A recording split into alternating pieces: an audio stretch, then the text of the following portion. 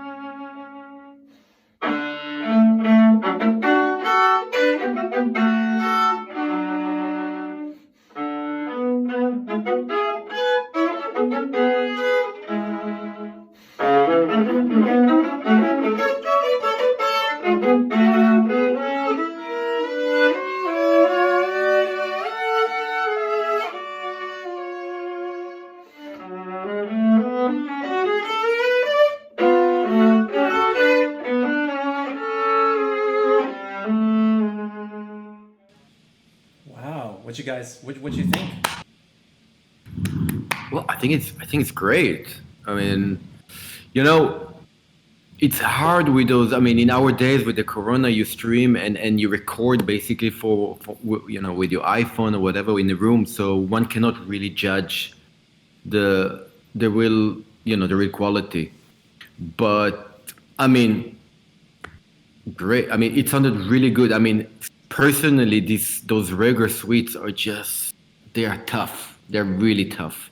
Like Viola I tough or like tough? Never mind. I just I gotta pull think myself back here. no, no. You mean like easy violin, tough viola? I'm just gonna stop right now. But go ahead.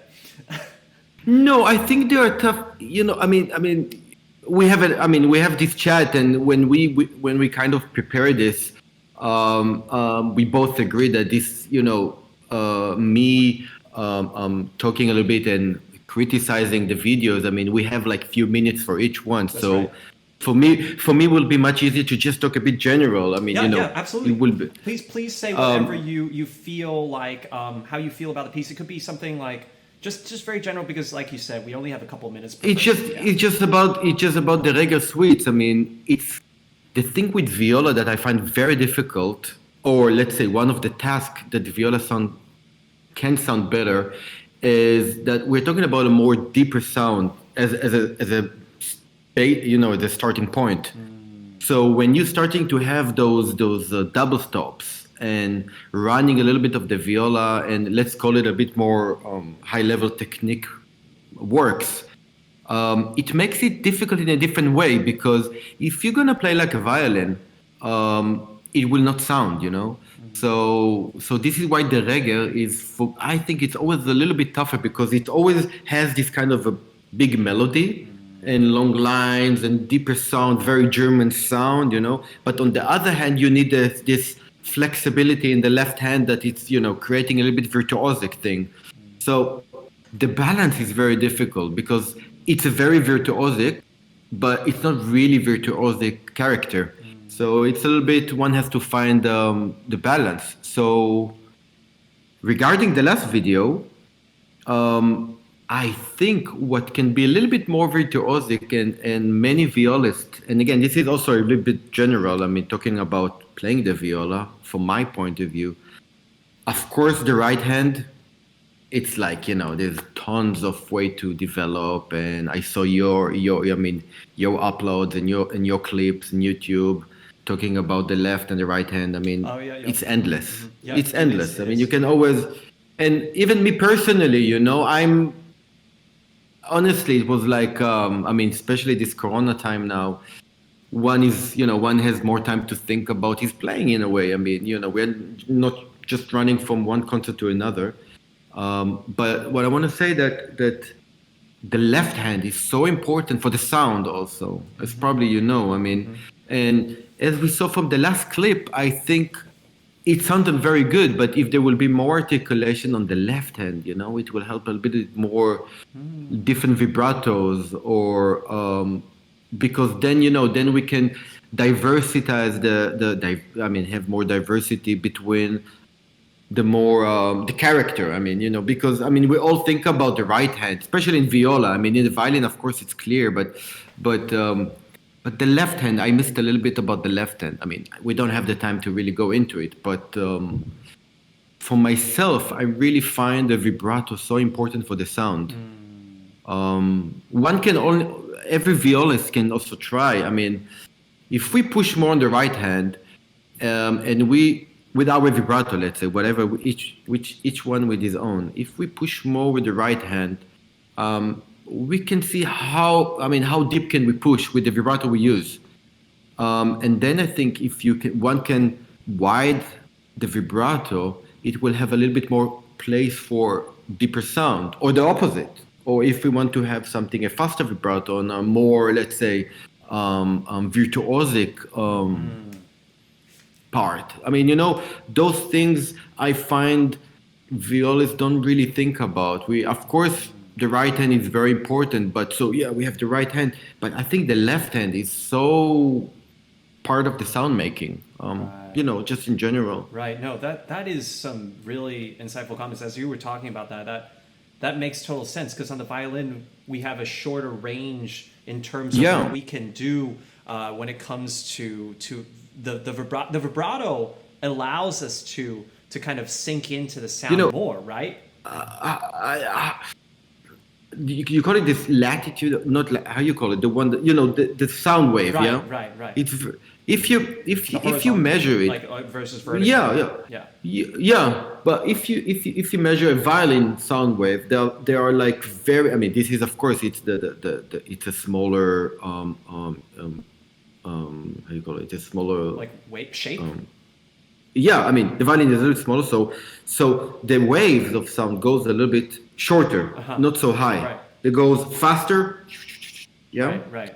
Which means you have more, let's say, flexibility to impact the sound with your change, whatever. Faster bow will be compared to the viola. That if you look at the viola, it's a little bit slower and a little bit bigger. Right. I mean, and the cello, of course, even more.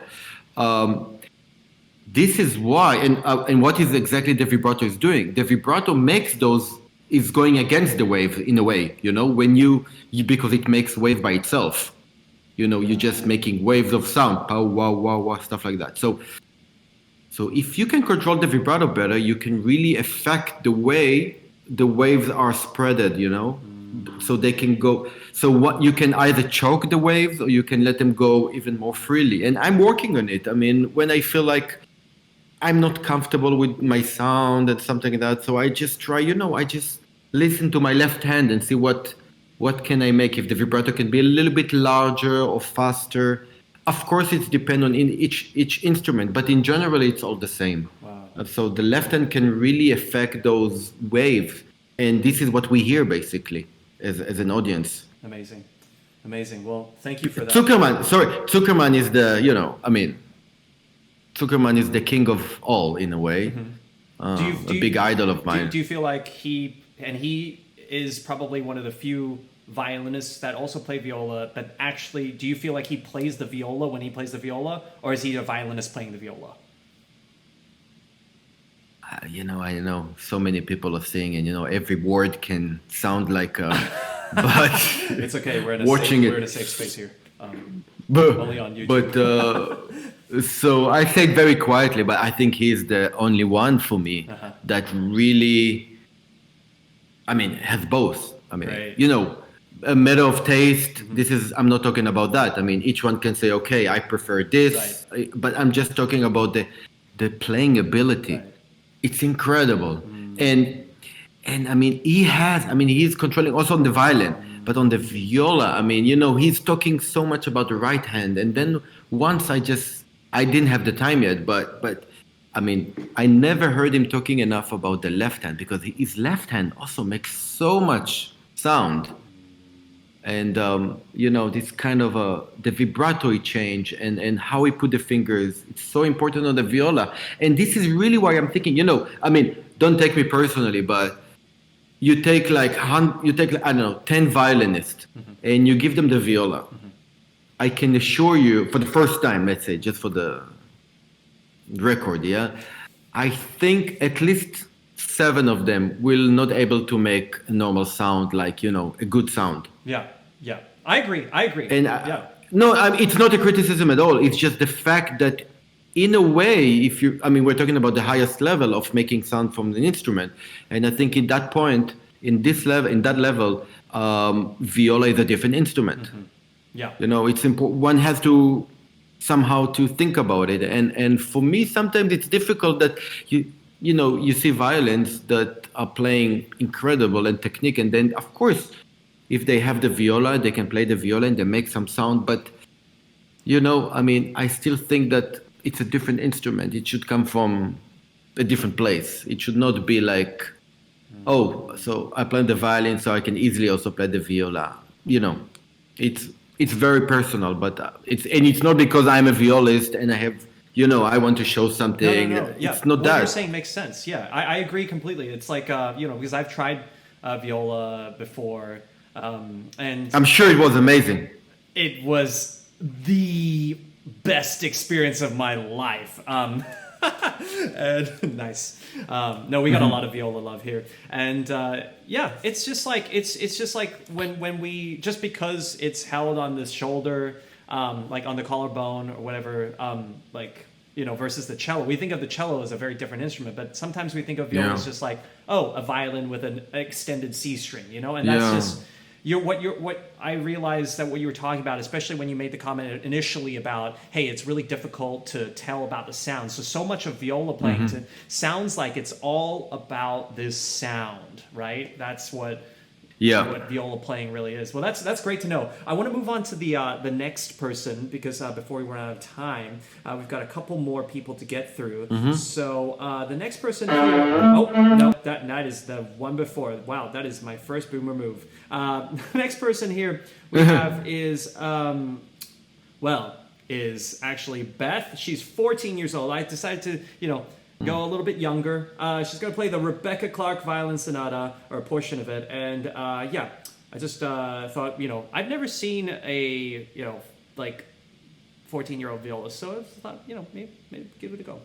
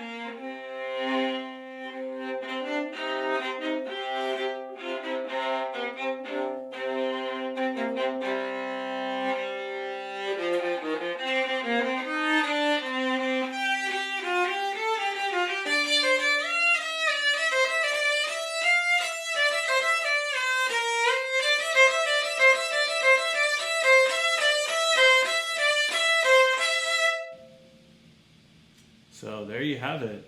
That was Beth. She's 14 years old. Reger Viola Suite number 2. Anything to say? No, that was the Rebecca Clark, dude. Oh, sorry. Yeah, her name's Beth. Beth. It's what do I have to say?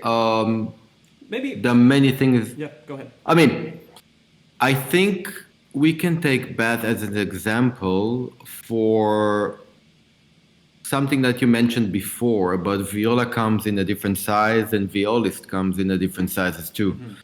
And I think that's something very important, because it's, I see so many violists that it's, I'm just taking it from the idea of how Beth played a little bit, but one has to really feel comfortable playing the viola to play it well enough. The violin is kind of, there is one size for the violin, and you kind of also, when you start the violin, you start with a 16, and then a quarter, and then a half, and then you can even have 7/8 violin, and then you grow into the big violin. And somehow I think physicality is easier, because you grow up with the size of a violin, and then when you're big enough, or you were old enough, you take the full size. Unfortunately, I think, as you mentioned, not so many violists start with viola. And when you're 14, 12 or something, I see so many violists playing with the wrong size viola that they do play. We want to have a big sound, so we usually take a bigger viola. And then physicality, which means the posture, is wrong. And Beth, basically, if you look at Beth, I think, first of all, the thing I see, the intonation should be better. I mean, I'm sure it feels like she has a lot of fire inside, and she can play much, much better. But they're like the ABC that you should you should not ignore. So I think the sound and the intonation can have a different direction. We don't have the time to work on it, of course, so I'm just saying it up front. But I think, as you can see, the viola is a little bit almost going too much to her right side, which means it's closing her. And because it's also closing her, you can see that the wrist of the left hand goes like, it has how should I do it? It's like that. So this is really wrong. I mean, you would not see any violinist playing like that, and I think it's also basically affecting the intonation. Right. I felt like her fourth finger was just, it was like really pulling the rest of the hand back. And, if you have to go like this before you, like all that distance, it's, it's kind of... It's like, it's like, I would love to just take Beth and, take the viola and tell her, it cannot be here. I mean, the viola... It should be free. It should move, That's not. I'm not saying the viola should be. In general, do you feel like it should be here or here? Like when you play the instrument, is it? For me. Nice. We've never had a guest take out their instrument before, so this is like a first. You see, I'm really in it. I'm not. 100%. The heart of the orchestra. So wait a second. So wait, you see? No, it's this one. Okay. Yeah. Wait a second. No, the other way. Go towards your right. Yeah. So. Violist. So when the viola goes like that, you have to do this. Yeah. Are you showing I'm talking wrist, about the left hand. Yeah. So this is totally wrong. I mean, so then. The easiest thing to do, you just need to take the viola back to the position, and then the wrist is going to be straight, just like that. So you're saying it was too much like this? Yeah. Because when you need to go to the A string, you need to curve the wrist, Yeah, right. This is what you do, but it has to be a little bit more to the back. Exactly, yeah. I see. This is really bad. It's just, and also, I mean, the right hand, it's like, it's all going to be like that. You cannot really open. Interesting. So to play, you need to take the right hand to the back to have the full bow. Right. So then also you don't have any gravity and you don't have the, this kind of lying down. So you just do like that.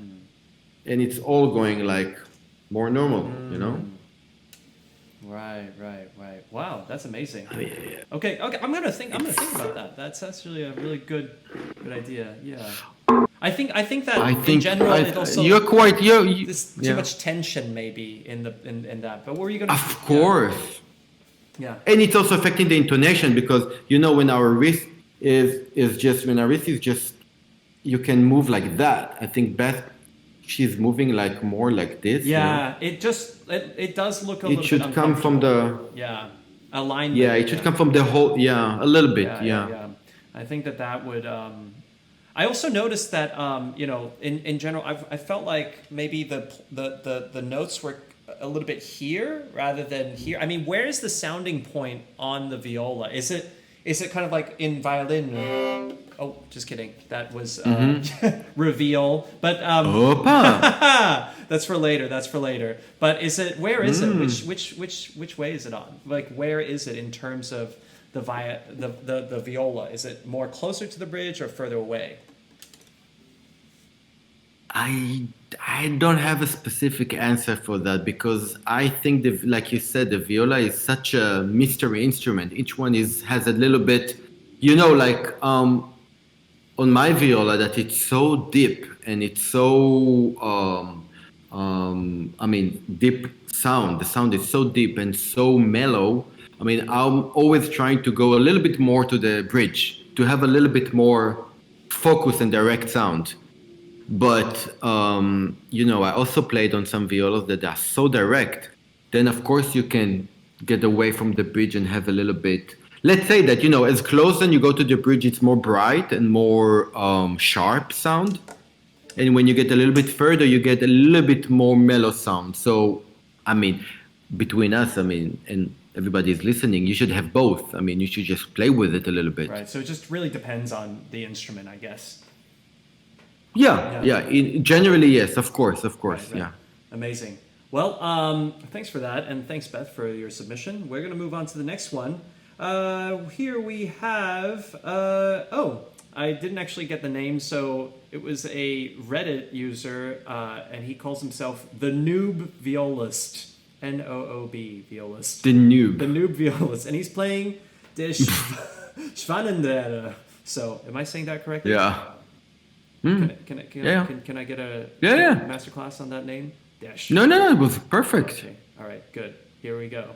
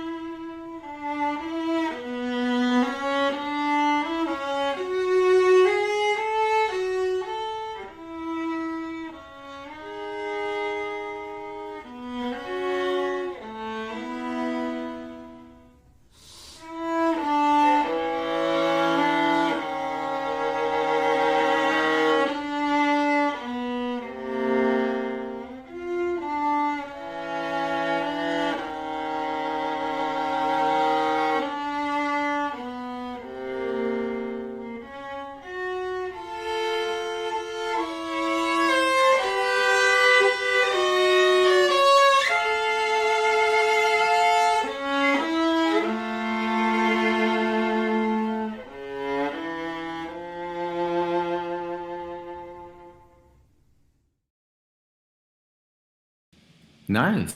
Very nice. Well, very nice. Sorry, I didn't know if you heard me or not. Yeah, very nice. Yep, I did.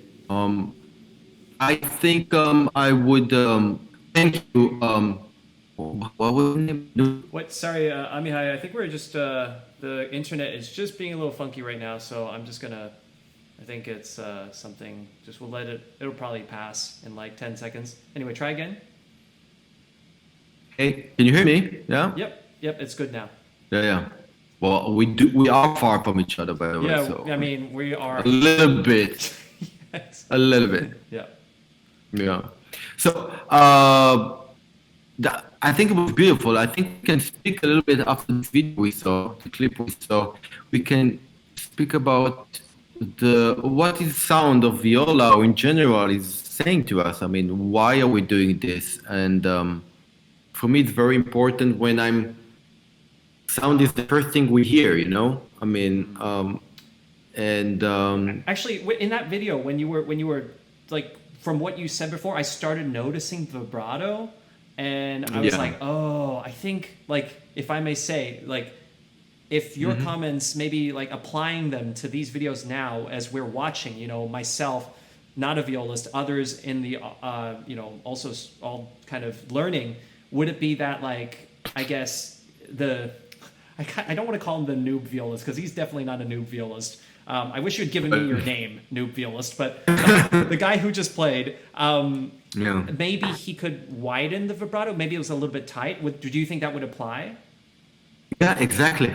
Okay. And I mean, widening the vibrato make me move a little bit slower also. That's something that, why not? I mean, it's a second movement, you know, it's something a little bit, there is a lot of, I would say, fantasy in this kind of, and for me, it was too much grounded in a way. It was clean, it was nice. One important thing. Yeah, Amihai, 1 second. We're just gonna I'm sorry to ask you this on live stream. Is someone in your house watching Netflix right now? Guys, stop! No, but Let's no. let's I mean, I evacuate the house. There's nobody. There's nothing going on. There's nothing going on in the house. Okay. Why don't we do Oh, this? wait. Maybe it's my mobile.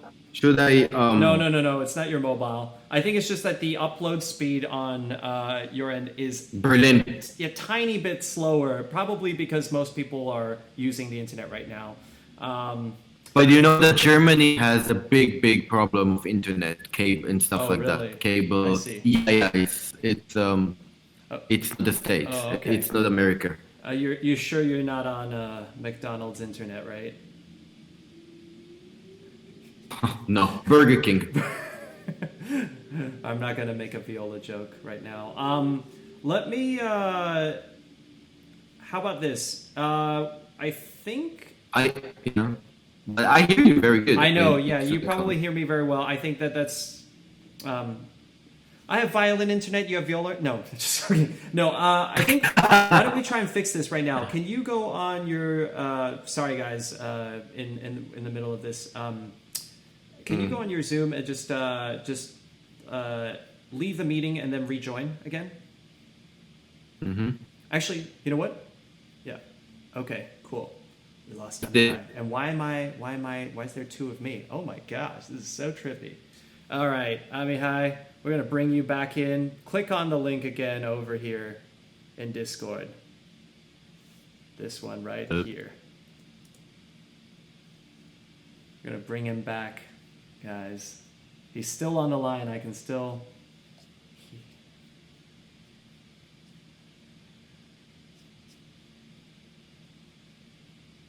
Okay, Amihai, click on that link over on Discord. Yep. Yep. Wait. Admit. Yep, you got it.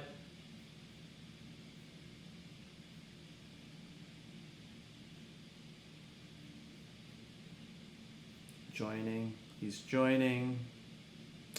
Let's see. Yep. Okay, you're back. Let's see here. I might have to. Oh, everything's saved. Good.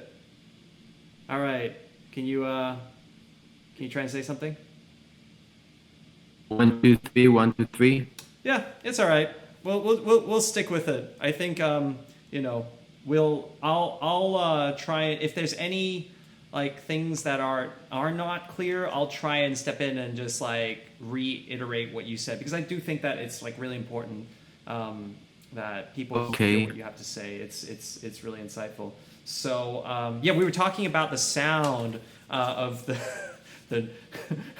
we're talking about the sound of the noob violist, and we were wondering maybe widening the vibrato might be a way to help increase the depth of sound, and like in conjunction, added together with the right hand, right? Yeah, definitely. Yeah.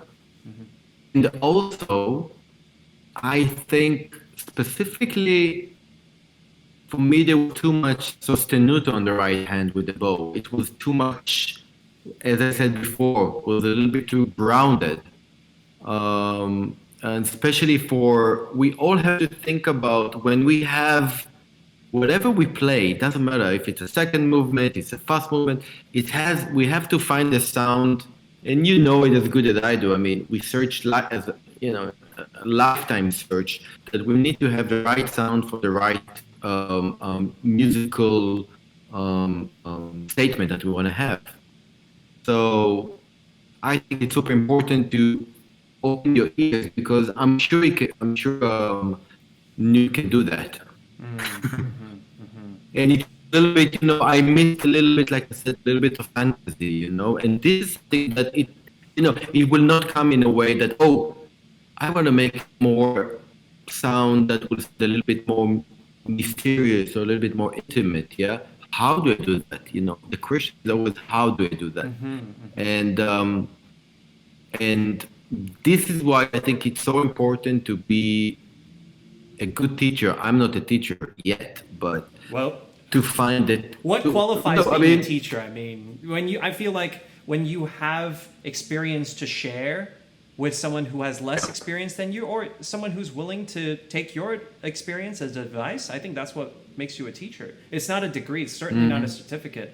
I think that when it's you are sharing a knowledge or a skill, that makes you a teacher, and you have someone who's willing to listen to that, right? I think one of the qualities that the teacher has to have is, first of all, knowing how to share his knowledge, knowing how to diverse the knowledge to each one, because we are different. I mean, if you have a system, it can work, but I don't think it's an intelligent way. I mean, you have to. I mean, you do have a system about how you think you create a sound, and or many others and stuff like that. And you have to be intelligent enough and humble enough. You see, every student, let's say, that comes to you, how you can put it out, and make it better. And the teacher is the one that the student comes in and comes out as a better player. I mean, that's the whole point about it.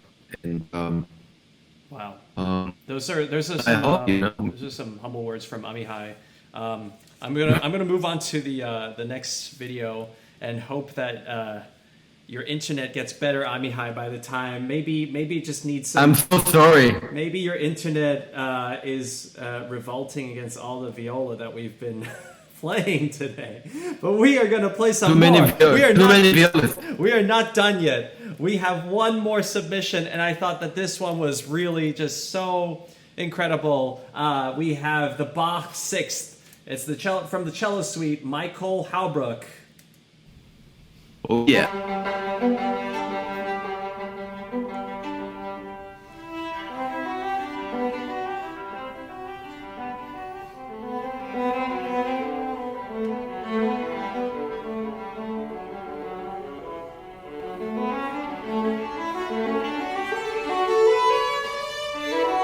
Something just popped up to me, it's just from the back of my head, I don't want to, but I felt like I would love to speak with him about timing.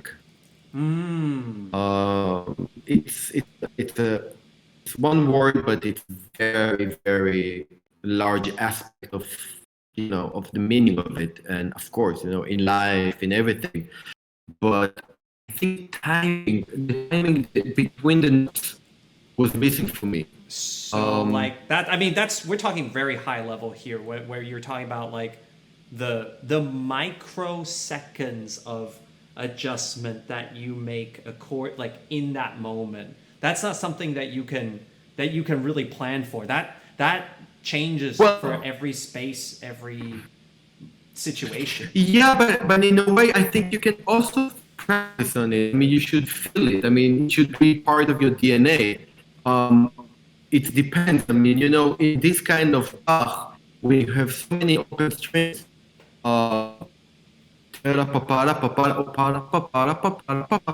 have to think, because you convince the ear better if you know the rhythm of the timing, let's say. I mean, we're talking about the same rhythm. To what, basically it's kind of like thinking about what you've said, having a conversation, and then knowing that your words affect the listener, and then adjusting what needs to be said, or the way, rephrasing what you need to say, but still sticking to the original script, which is, of course, crucial in classical music.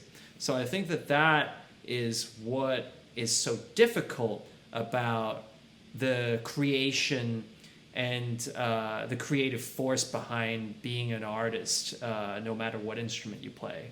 I would say that's basically what from what I gathered of what Amihai was saying. So, yeah. Actually, I'm hoping that you're just paused there with your hand to your face and you're just thinking and you're not actually frozen, because that would be. I can also make the same decision.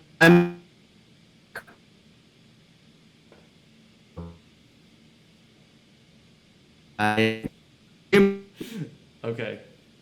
All right. This wow. This is the first time for everything. It's okay. Why don't we go on? I'm going to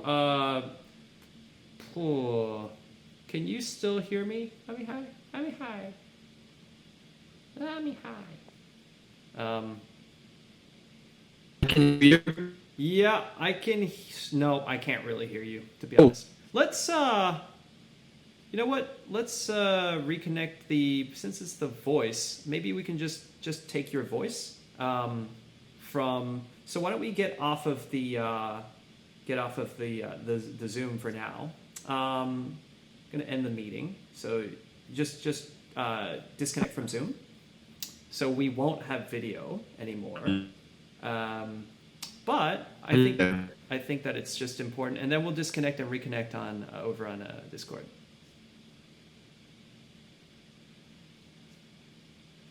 Hey there.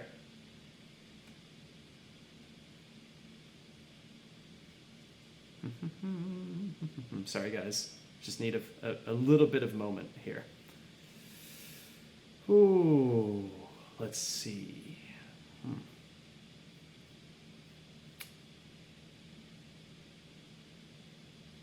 And I have to reroute my audio. Lucky me, on the fly. Everything else capture.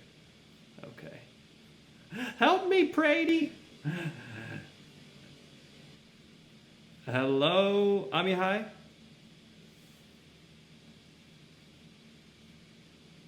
Okay, we've lost him. We have officially lost him.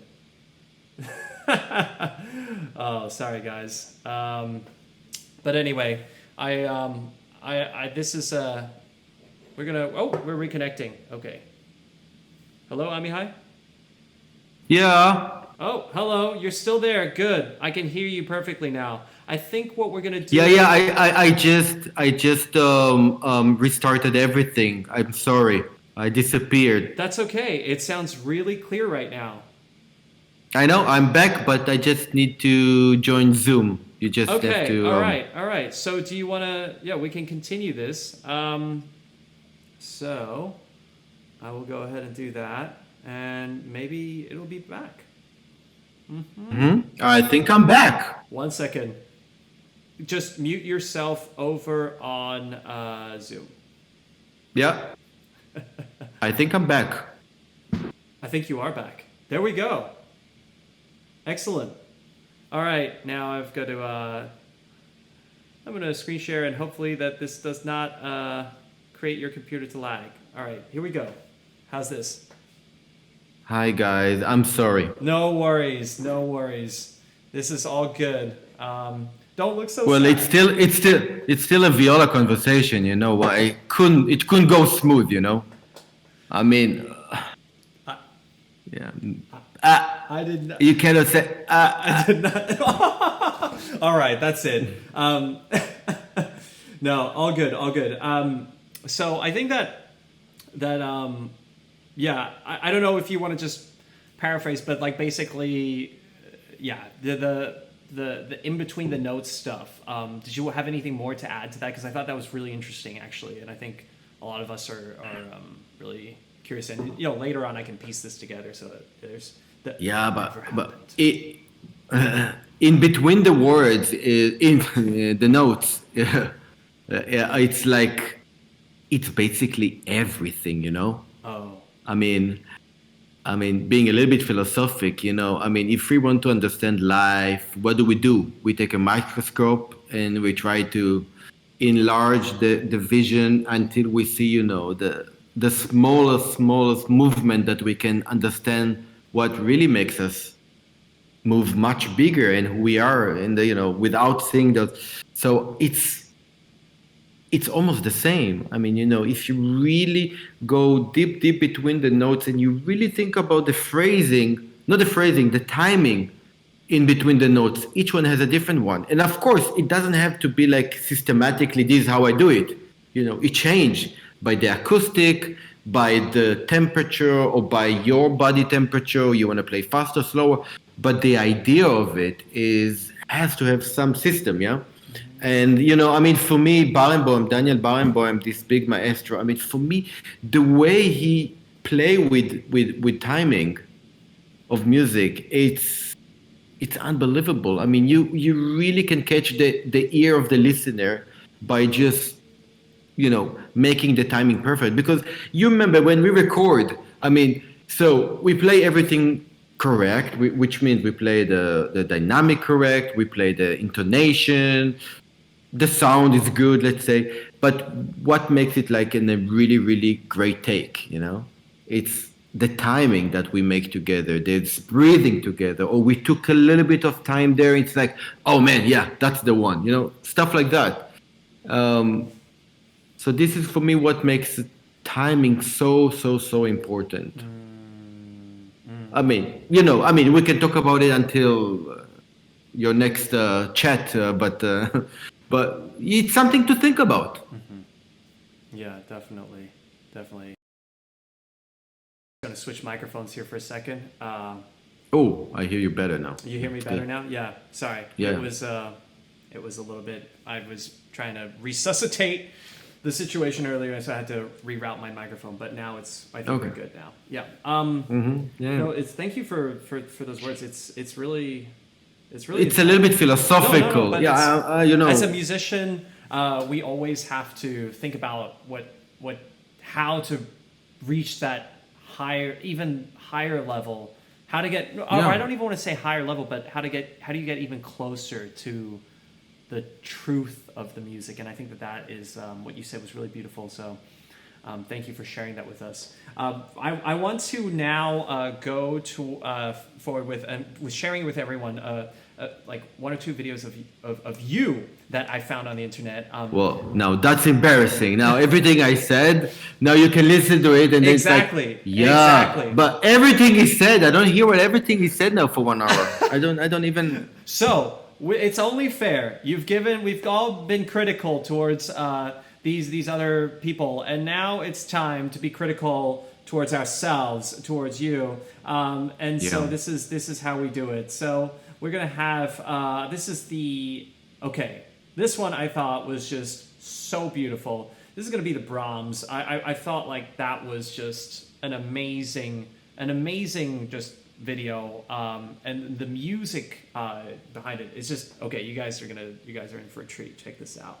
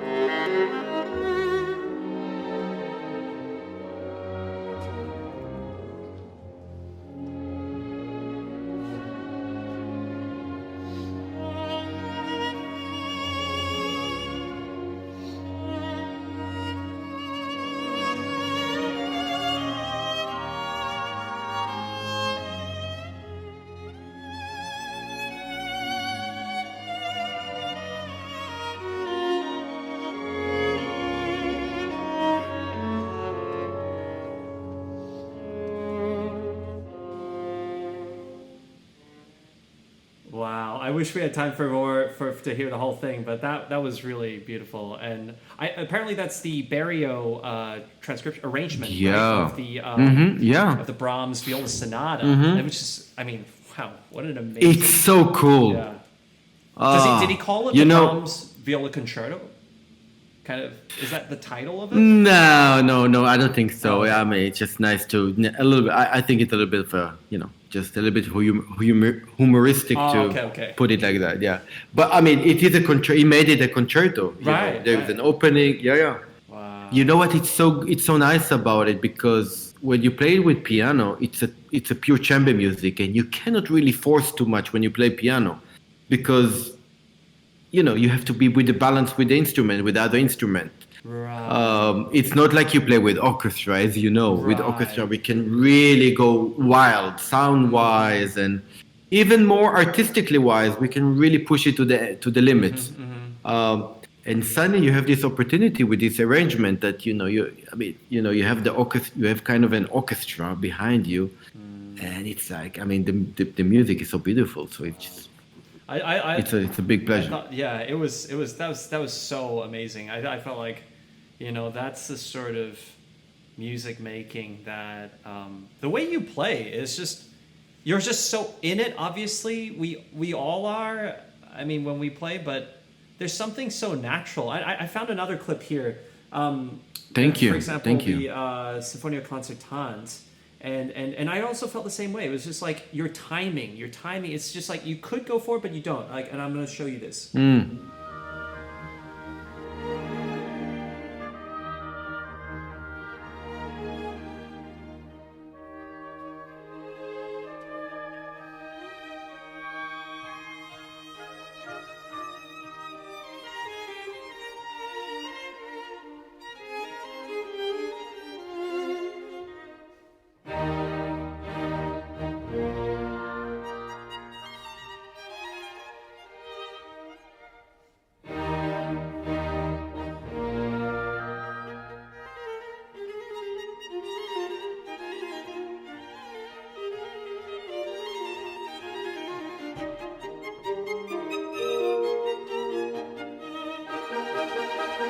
The part I was talking about comes up right now. Like after this.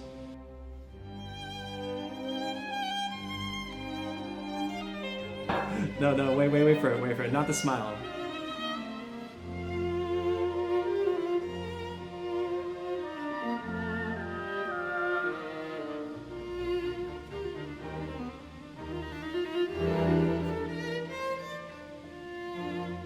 Yes. Yeah, just like those kinds of moments. It's just really, really amazing. That. Can you hear me? Yeah. This is like, that was the first time I played solo with my orchestra, and, you can think about many things. The night before I didn't sleep, of course. It's the Berlin Philharmonic, Yeah. And I remember with Daishin, so of course we rehearsed it before, and the first rehearsal, the first seconds, moments on stage in Berlin, on stage, that was in Lucerne, by the way. That was in a festival in Lucerne, the Lucerne Festival. But we rehearsed it in Berlin before, and we were standing, and then when the orchestra started to play, we both looked back because it sounded like, my God, it's the Berlin Philharmonic. It sounds like, it sounds like all the great recordings you hear, this is what we grew, those first bars. And then it was, they're all friends and they're all dear, dear, dear colleagues, and I love them. But it's still a lot of pressure, right? Yeah, suddenly the pressure was like, oh my God, oh my God, yeah. No, it's gonna happen. It's gonna happen. I have to play now. I have to play solo with the Berlin Philharmonic. No, it was not a dream. I really, Do you feel like it? We are prefer. Do you feel like it pushed you to and made you play even better than you usually do? Sure. Wow. Yeah, for sure. Wow, This, but this is the way. This is. I think we need this pressure to. We like it somehow, Right. I'm sure you too. Absolutely. If we didn't like it in a very masochistic way, I think it would be a problem. Right. Yeah, exactly. And guys, for those of you who are interested in watching those videos, the ones that I just showed, go check out Amihai. His links are in the description below. The Mozart Sinfonia Concertante is from the Berlin Philharmonic Digital Concert Hall, so that one is there. And I believe they're offering a month of free trial subscription. Yeah, it's amazing. Right? It's amazing. Right? There's so many things. Yeah. Yep. And yeah. Yep. And then we've got also the other Brahms concerto, the burial arrangement. You guys can go check that out also on YouTube, and also go follow Amihai on all of his social media. He's Viola King, that's for sure, and we need to stand that. So, all right. Thanks, man. We have we have time for a couple more questions. It's time for question and answer time, and I wanted to present with you. Okay, here's the first one. Did you switch from violin to viola? I did when I was 11. Nice. Okay. What was the hardest part about switching from violin to viola? It was heavier. Oh gosh, nice. That I love that answer. No, just leave it like that. That is just so you, Amihai, because you are a god at the viola, and that for him it was just heavier, but that didn't stop you. No. Or do you have anything to add to that? What was the question again? Sorry. Okay, moving on. Favorite viola joke? Oh man, there's so many. Oh no. Okay, why don't if I say one, it will be like I should say. Because I prepared one that was actually like for you. Okay, so while you're thinking. Okay. So all right, here we go. There was once once a boy. Let's call him Mihai. Mihai was a violist in a local community orchestra in Jerusalem. Wow, what a coincidence. When one day, on his way home, he stopped by the shuk. That's the market. Oh, wow, you know Hebrew now? Yeah. Toda rabah. Wow. Yeah. Oh, wow. Toda shebatem lakonsert sheli. Vershav anagen lachem viola. So, there you go. That's right. Anyway, so Mihai stops by the shuk, right? The market, and he finds this mysterious lamp. He rubs it, and a genie appears. And he goes, and the genie says, I am the magic genie of the lamp. I will grant you 3 wishes. And then Mihai's like, Oy vey! And then he's like, well, I would like to be the best violist in the country. So, and it's just like, the genie's like, so it shall be done. And then poof, like Mihai becomes the principal violist in the Israel film. So Mihai was very happy. He played many amazing concerts, loved his time. A few months later, though, Mihai returns to the genie. He rubs it again. He's like, Genie, I've had a great time in the IPO, but I feel like I could be even better. Make me the best violist in the world. So it shall be done, said the genie. And poof, Mihai was made the principal violist of the Berlin Philharmonic Orchestra. Wow, it sounds strangely coincidental. Are you following along? So, Mihai enjoyed many years in his new post, performing viola concerti, all over the world. After some time, talking with Ray Chen. Yep, and joined a quartet with violinist Ray Chen. After some time, though, boredom began to set in once more again.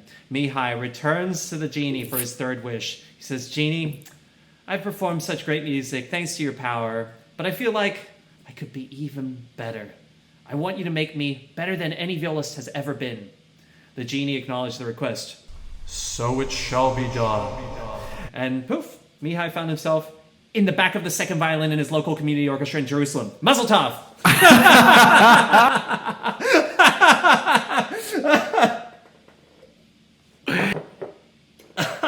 That's harsh. Yeah. That was, You're back in, so there you go. Do you like that joke? I have one. Okay, good.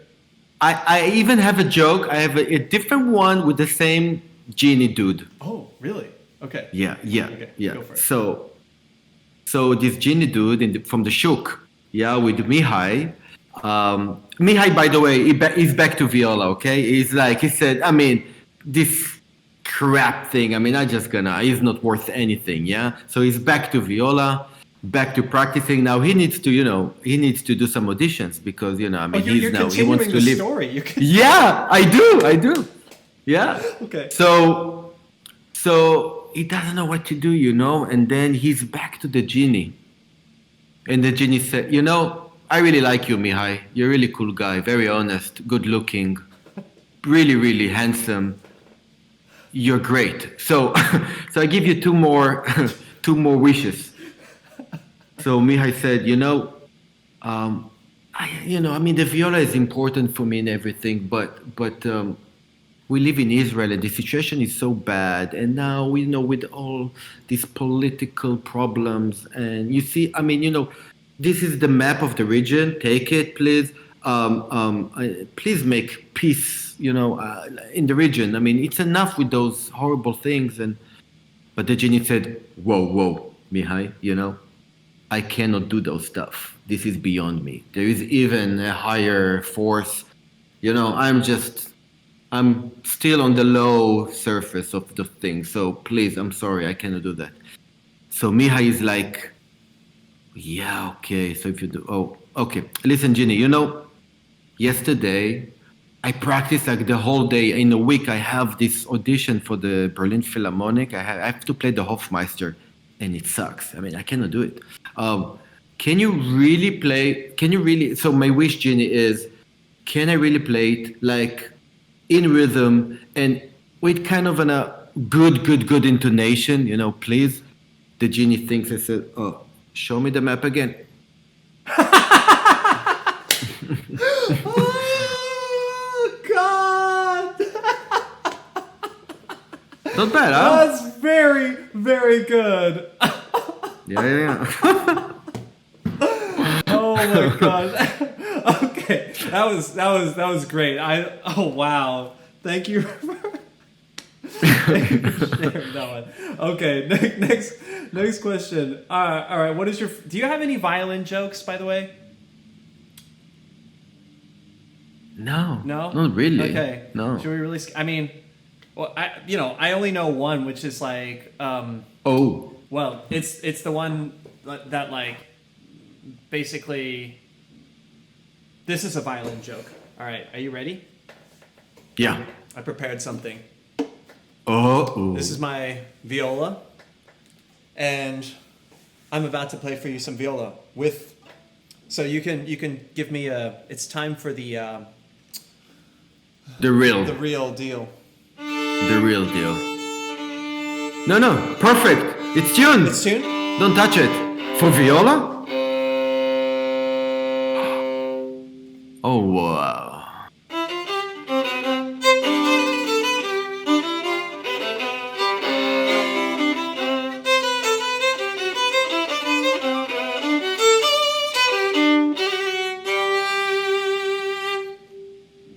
Gosh, I love that. Oh man. Thank you. I thank you. I also have how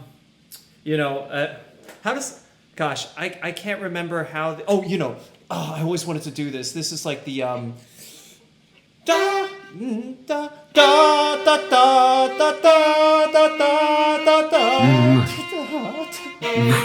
Never mind.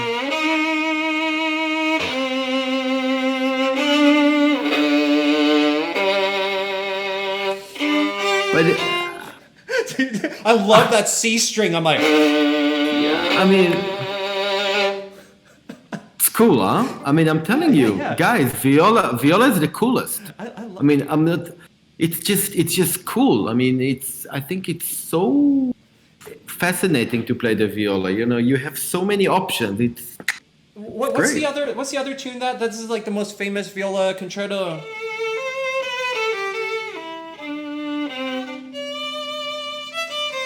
Walton. Yeah. Oh wow.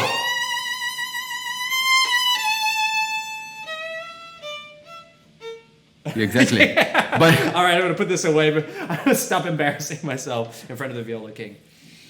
No, it sounded good. So what would you say? How can I improve my viola skills? Can you just give me like a quick masterclass on how do I improve my like just how can I make this how do I make my sound deeper and more viola?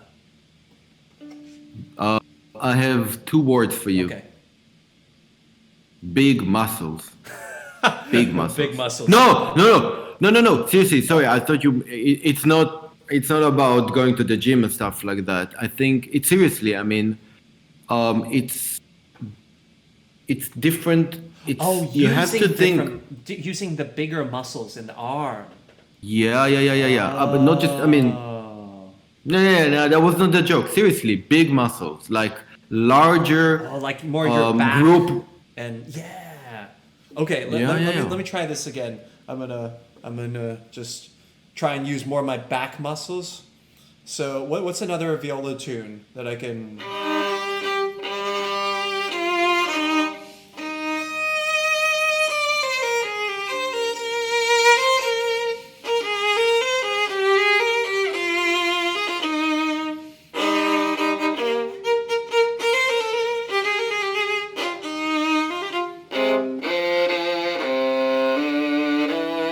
Oh, I'm feeling the viola. No, really. No. It's I think big muscles, just creating more vibration and closer, helping gravity to Yeah, affect more yeah, the sound. yeah. That makes sense. I mean, violinists, we do it as well when we really need to Yeah, dig but into the string. But I think yeah, exactly. But it should be like a starting point of viola. On violin, it's when you really need it. Because on violin, of course, you can play much more, let's say, with more bow, and you will still have this cutting through sound. With viola, it's difficult. You cannot play this whatever more floaty bow because you will don't have the focus. So right. Actually, I think that there's we need to have one. gravity. You're really vibing with that. we have a serious question here. How do you play with a good tone where it still has core on the viola? Because I was also curious about this as well. While playing softly, like quietly, how do you do that? I'm trying to. Would you like to? I mean, you're welcome to demonstrate a little bit. I mean, It would sound like. yeah, that's true. That's true. Yeah. I Okay. mean, Yeah, we need proper microphones, but. it's again. I mean, for me, it's always, like you said, the contact point of on the string should be as powerful as you can, but it's still, I mean, with focus, Yeah. with the fingers, let's say, but it should have like, the background of it. It's those whatever big muscles we were talking about should still ring, because if you are, I mean, in piano, let's say, I still get this lying on the string with my fingers and having this a weight, but if I will just do like that, if I'll block it the muscles from here, Yeah. it will just be very narrow sound. You'll be like "Meow." Right. But if I'm still possible for me to come from a bigger muscles going directly to the fingers and to the bow, it will never sound small. It will always be large and generous sound, Right. even in the small piano. Right. Wow. Well. And it's also a good. I don't want to say trick, but it's also a good opportunity for people that the bow is a little bit shaky. When we're getting excited, we're nervous. Yeah. Right. To You use know, the. Yeah, it doesn't happen to me. You know why? Not because I'm not nervous, because I learned. That's also true. Crown him now, chat. I Give mean, him his crown. You're laughing. My kid Danielle had a 5th birthday yesterday, Right. and there are at Happy least birthday. 5. Happy birthday. Thank you. 5 crowns around me. I don't want to move from here, but I could easily just put. Wow, amazing. Well. But seriously, I mean, if you use bigger muscle, if you think about, we don't have the time to discuss it like really deeply, but then you don't have this crampy thing that goes on the small muscles. Right. If you only think about big muscles that create the tone, it cannot shake. Right. It just goes. Amazing. Well, thank you so much. I think that's all we have time for. And, just wanted to thank you, Amihai, on behalf of everyone who's watching, for your generosity in both your time and also sharing your knowledge, your vast knowledge. A lot of the things you said can be directly applied to violin, and also I think give us, no matter what instrument you play, the wider musical things can really be thought of often. So I want to thank you for your generosity in sharing those experiences with us and your knowledge. Yeah. So just saying one final goodbye to everyone. Say goodbye to Amihai, guys. Goodbye. And we'll be back soon. Next week, we'll have a new guest, which will be announced in the coming day or so. But first of all, thank you so much, Amihai. Viola. Thank you. It was a pleasure. Viola King Amihai. Thank you.